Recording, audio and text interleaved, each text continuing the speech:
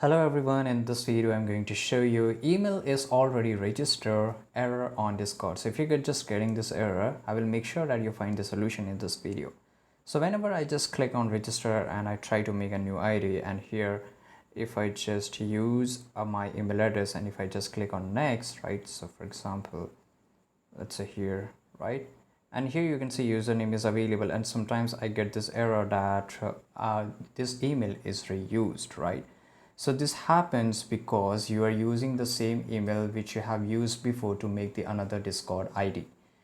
So if this is not the case, then what you have to do, you have to just turn off your phone, right? You have to switch off your phone, switch it on, and make sure you have the access of your Gmail, and just go back and try it again in your Discord, right? So here if I just click on next, and here if I just make the password, if it will definitely allow me to create an account, because this is the only solution, because this error is now fixed on your latest version of Discord.